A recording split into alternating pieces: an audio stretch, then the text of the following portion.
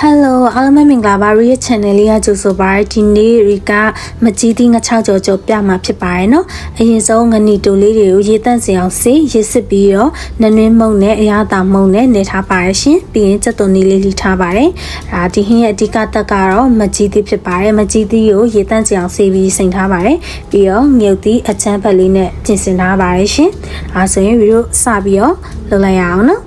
အရင်ဆုံးစီထည့်ပါမယ်ရှင်စီထည့်ခါကျရင်ငချောက်ကြော်မှာဖြစ်တဲ့အတွက်ပေါ့နော်ပုံမှန်ထက်တော့နည်းနည်းလေး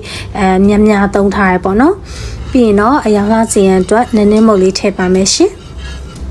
ပြီးတော့ဒီငနီတူ6လေးကို10သား4000ပေးရတယ်အချက်ညီစီရန်အတွက်ပေါ့နော်ဒီ2ခေါက်လောက်တော့ခွဲကြော်ပါမယ်ရှင်ငချောက်ကြော်တဲ့ခါမှာကြာရင်လေဒီအချက်ညီဖို့ပေါ့နော်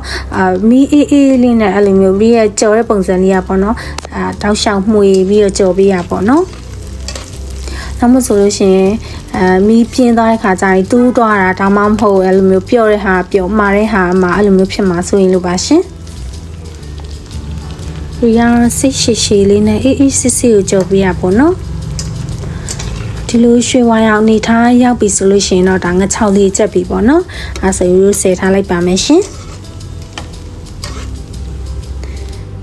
ပြီးရင်တော့နောက်ထပ်တစ်ဝက်ကိုထပ်ပြီးတော့ကြော်ပါမယ်ရှင်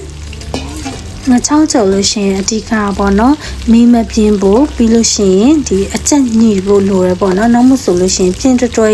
ဖြစ်သွားရင်စားမကောင်းလေအဲ့တော့စိတ်ရှိရှိလေးနဲ့ကြော်ပေးကြပါ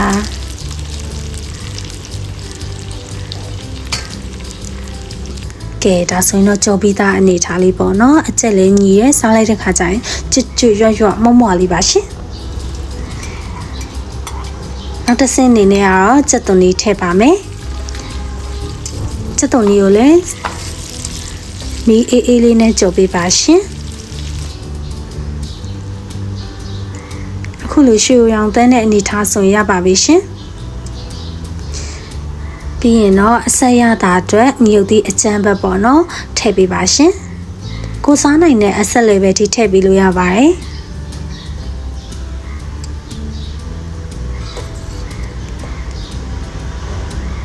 ပြီးရင်တော့အငံအတွက်ကိုရေကငံပြာရည်ပဲသုံးပါမယ်ရှင်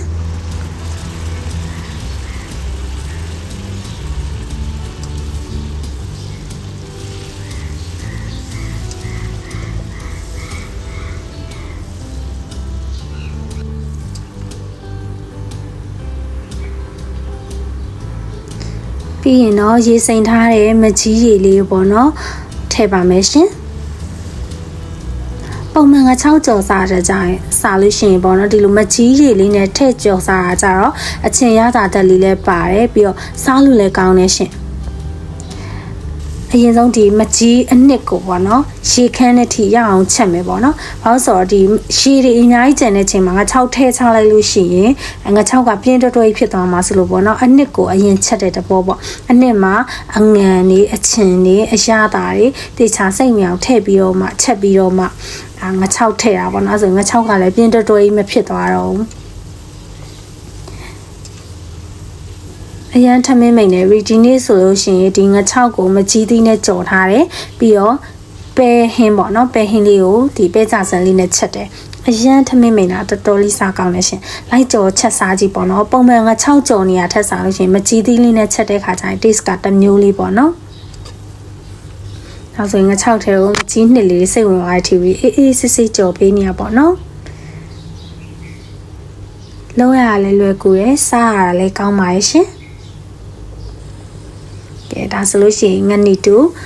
မကြီးသီးကြော်လေးရပြီပေါ့နော်ဒါ30သားဆိုလို့ရှိရင်တော်တော်ကြီးစားလို့ရရရှင်အရှမ်းများရပေါ့နော်စားချင်စရာလေးပါရှင်ကဲဒါဆိုရင်ရဲ့မကြီးသီးငနီတူ6ကြော်လေးရပါပြီအားလုံးကျေးဇူးတင်ပါတယ်ရှင်